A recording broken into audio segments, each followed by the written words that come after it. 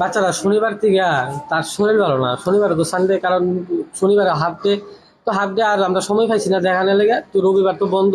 সোমবারে আমরা আইজিএমে আনছি, আনার পরে আমরা আউটডোরে দেখাইছি পরে আউটডোরে ডাক্তারের কাছে নিছি। নেওয়ার পরে স্যার আমি কইছি, স্যার সে তো খাইতেছে না, আজকে শনিবার থেকে খাইতেছে না। তো এই ডাক্তারের কাছে দেখছি ডাক্তারের কোনো দেখা দেখি নাই, হের দিকে দেখেছি না খাইলে বাচ্চা রয়েছে কেমনে, তো বাচ্চা রয়েছে কেমনে, আমি স্যার না খাইলে বাচ্চা রয়েছে কেমনে কিটা কইতাম স্যার, এখন আমরা কি আর বুঝিনি। এমনি ফেলের ভিতরে একটু সিমটি দিয়ে দেখছে, না লাগাইছে থার্মোমিটার, না লাগাইছে কিচ্ছু, তারা চেকিং ছাড়ে না না কিচ্ছুই তো না, যাও গা ভালো হইব। নিজে কইয়া লাস্ট টাইম স্যার হ্যাঁ শরীরটা তো গরম, একটা জ্বরের ফাইল আমরা এনি টাইম লাগে লিখা দিলাম, আর একটা থার্মোমিটার লিখা দিলাম আমরা, ওই এই দুটোই লিখা দিছে। আর এই প্রেসক্রিপশনটার মধ্যে মানে তার যে শ্বাসকষ্ট কোনো ওষুধই নাই, তারা বলে বুঝছে না। সেম মঙ্গলবারে, সোমবারে যদি এডমিট করাইতো সে কিন্তু সুস্থ হয়ে যাইলে বলে, সোমবারে তারা এডমিট করাইছে না। তারপর মঙ্গলবারে তো অস্তে আস্তে আস্তে আস্তে আমরা প্রাইভেট আরেকখানে নিছি, নেওয়ার পরে তারা হইতেছে না, তারা কইছে যে তার তো শ্বাসকষ্ট একটু হাসে, তো লগ ধোয়া টোয়া দেওয়া লগ আমরা বিকালের মধ্যে আইজিএম আনছি। আনার পরে তারা দেখে সেটা কইতাছে, এখানে ডাক্তাররা কইতাছে তার তো শ্বাসকষ্টটা একটু বেশি হয়েছে, তারা ইমিডিয়েটলি আগে দোয়া দো। তারা ইমিডিয়েটলি দোয়া দিচ্ছে, আমি 32 সময় নাই, তারা আগে দোয়া দিতেছে বাচ্চার মা, আর আমি 32 সবকিছু করতেছি। লেহানের পর লোক আইসিউতে আনছে, তারা অক্সিজেন টক্সিজেন লাগাইছে, 2-3 জন লাগাইছে, তারা আসছিল তখন।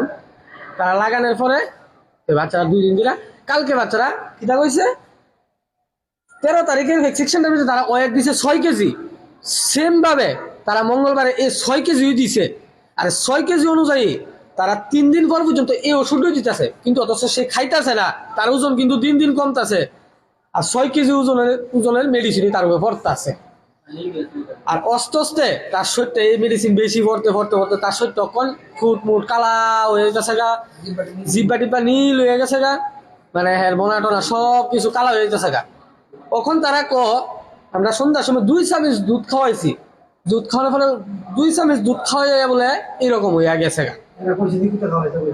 আমি জিজ্ঞাইছি যে স্যার স্যালাইন চলাকালীন তারা খাওয়ান যাইব নি, কইছে স্যালাইন চলাকালীন খাওয়াইতে পারবেন। ওই অখন যায় তোমার কেডা কইছে স্যালাইন চলাকালীন খাওয়াইতা, তার শ্বাসকষ্ট তুমি খাওয়াইছে কেড়ে, কখন কতলা বাইর করছে জানো নি, হ্যাঁ আগে খাইছে যেটা এটা অজম হয়েছে না নিশ্চয়, ইরুই বাড়িছে, কখন খাওয়াইছে কেড়ে, তার জন্য বলে হ্যাঁ বলে মৃত। হ্যাঁ আইতে আইতে 10 মিনিট লাগছে এই জায়গার থেকে আইতে আইতে। আমি কই স্যার শক্তি হয়ে যেতেছে গা, শক্তি হয়ে যাগা, সিস্টার শক্তি হয়ে যেতেছে গা, কেউ কেতেছে ফোন করো, কেউ কেতেছে ফোন করো। মা হ্যাঁ এইভাবে মানে জামাইয়ের মতো আটটাছে লাগে জমে জামাই বরযাত্রী যাইতেছে, এইভাবে সে আইছে। তখন আমার ডাক দিয়েছে দেখো তো, তার বলে শ্বাস নাই, আর হার্টবিটটা বলে নাই। তার লগে আমি এখন ফাইয়া লই, আমি সাইন করতাম না যাতে কোনো দিন আর কথা কমু ডাক্তারটার সাথে। বয়স কত? তার 6 মাস রানিং। বাড়ি কোন জায়গাতে? বাড়ি আর কে নগর, আর কে নগর উনি কিছু উনি। আপনার নাম? নিত্যানন্দ দাস। আপনি কেমন? আমি তার বাবা। কত তারিখ ভর্তি করেছিলেন প্রথমে? প্রথমে তার আমি দেখাইছি 13 তারিখ দেখাইছি, তারা 14 তারিখ ভর্তি করাইছি এখানে, 14 তারিখ তারা ভর্তি করাইছি। মানে প্রবলেমটা কি দাদা? শ্বাসকষ্ট? শ্বাসকষ্ট, কতদিন? শ্বাসটা মানে পেটটা ভিতরের দিকে যাইতো গা, জাস্ট এতটুকুই। কতদিন দিলা? শনিবার হয়েছে, শনিবার আমরা সময় পাইছি না, রোববার বদ্ধ, আর সোমবার আইনা সেটা আমরা আউটডোরে দেখাইছি।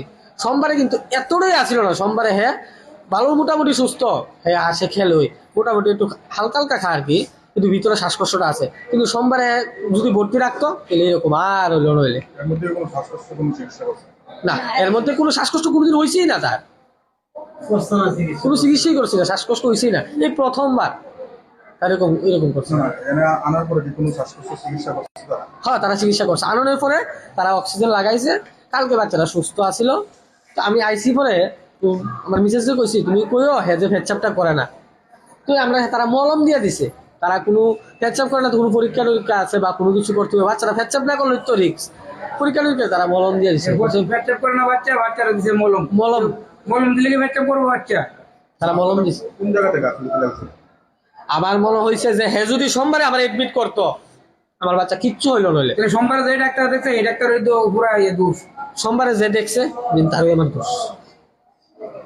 সোমবারে যে ডাক্তার সোমবার দেখছে এই ডাক্তারের তো সোমবারে আরো ভর্তি হওয়ার দরকার ছিল, যে তো বাচ্চারা দেখছে হ্যাঁ, check video করছিলেন?